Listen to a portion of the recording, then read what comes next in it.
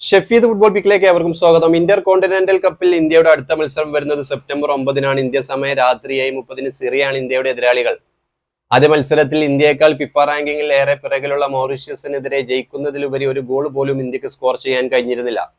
Syria ആവട്ടെ നിലവിൽ FIFA റാങ്കിങ്ങിൽ ആദ്യ 100-ലാണ്. 94 മറ്റോ ആണ് അവരുടെ സ്ഥാനം. എന്തായാലും നിലവിൽ മനോലോ മാർക്കസും ഇന്ത്യയും നേരിടുന്ന കടുത്ത പ്രതിസന്ധി. ഒരു മികച്ച സ്ട്രൈക്കർ ഇന്ത്യൻ നിരയിൽ മുന്നേറ്റ നിരയിലേക്കില്ല. സുനിൽ ഛേത്രി അന്താരാഷ്ട്ര ഫുട്ബോളിൽ നിന്ന് വിരമിച്ചിരുന്നു. 2024 ഇന്ത്യൻ ടീം ഒരൊറ്റ മത്സരം പോലും വിജയിച്ചിട്ടില്ല. ആകെ അവസാന 10 മത്സരങ്ങളിൽ ഇന്ത്യ സ്കോർ ചെയ്തത് 3 ഗോളുകൾ മാത്രമാണ്. നിലവിൽ വരാനിരിക്കുന്ന സിറിയക്കെതിരെയുള്ള മത്സരത്തിലും ഈ ഒരു ഇന്ത്യൻ ടീമിന് ഗോൾ അടിക്കാൻ ആളില്ല, അല്ലെങ്കിൽ ആര് ഗോൾ അടിക്കും എന്നതാണ് ഒരു ചോദ്യചിഹ്നം. മനോലോ മാർക്കസിന്റെ കീഴിൽ ഇന്ത്യൻ ടീമിൽ നിന്നും കാര്യമായ മാറ്റങ്ങൾ പ്രതീക്ഷിക്കുന്നുണ്ട്. പക്ഷെ ഒരു സ്ട്രൈക്കർ ഇല്ലാതെ എങ്ങനെ വിജയിക്കും? ഗോൾ അടിക്കാതെ എങ്ങനെ വിജയിക്കും? ഇതാണ് ചോദ്യചിഹ്നമായി വരുന്നത്. നിലവിൽ എന്തായാലും സിറിയക്കെതിരെയാണ് അടുത്ത മത്സരം. മുന്നേറ്റ നിരയിലേക്ക് ബോൾ എത്തിക്കാൻ ലിസ്റ്റൻ കൊളോഗസയെ പോലെയുള്ള താരങ്ങൾ മുന്നേറ്റ നിരയിലുണ്ടല്ലേ, ചാങ്തയൊക്കെ ഉണ്ട്. പക്ഷേ സ്കോർ ചെയ്യാൻ മുന്നേറ്റ നിരയിൽ സുനിൽ ഛേത്രിയെ പോലെ നിലവിൽ ഇന്ത്യൻ ടീമിന് വേണ്ടി ഗോൾ അടിച്ചിരുന്ന ഒരു താരമാണ് മുന്നേറ്റ നിരയിൽ സുനിൽ ഛേത്രി.